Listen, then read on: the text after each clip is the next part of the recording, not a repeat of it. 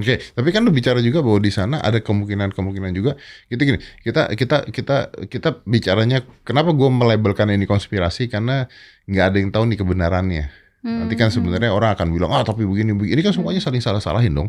Gray zone. Ada yang dibilang internalnya bermain, internalnya juga ada yang mau mengkhianat dengan Pak Prabowo, ada yang begini, ada orang dalam, ada ini, ada faktor luar negeri juga. Nanti Pak Hendro mengatakan ini dari luar, disanggah lagi, jangan ngomongin luar, Indonesia aja. Bla bla. Ketika kemarin lu di Akbar Faisal kan lu mengatakan bahwa ada satu kisah tuh yang menarik tuh yang gua dengar bahwa deputi CIA menemui menteri. Iya. Ya kan? Nah, lu boleh cerita dikit nggak tentang itu? Itu aja. Ya, baik Om. Jadi waktu itu saya sedang ada dalam pekerjaan. Karena kalau gue kasih tahu pekerjaan itu, lo udah tahu menterinya jadinya. Oke. Bukan pekerjaan sih, karena kan semenjak sama lo kan jadi pengangguran. Jadi kayak ada semacam safari lah untuk tujuan tertentu.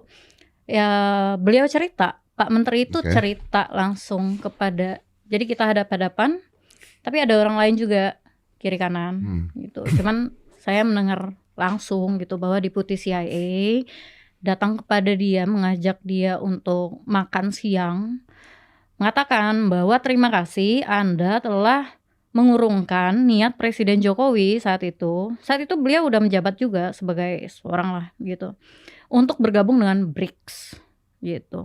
Maria berterima kasih. Ini deputi CIA yang nemuin. Deputi CIA. Ngomong ke menteri ini. Ngomong menteri itu berdasarkan kata menteri itu ya Om. Oke. Masalah menteri itu bohong atau apa, itu cerita lain gitu. Tapi kalau lu mengatakan seandainya benar, kan namanya juga teori konspirasi ya. Seandainya benar, kan pembicaraan Pak Jokowi dengan menteri ini nggak ada yang tahu kan? Nggak ada yang tahu. Habis itu pertanyaan saya tuh ke beliau, bagaimana mereka tahu ya Pak ya gitu. Udah kamu tuh nggak usah nggak usah nggak tahu, kita kan tahu semua itu, semua urusan kita di watching, di surveillance, diamati oleh mereka gitu, baik dalam atau luar negeri. Nah, kalau benar, artinya ketika Pak Prabowo atau pemerintahan kita bergabung dengan BRICS, bahaya sekali. Bahaya.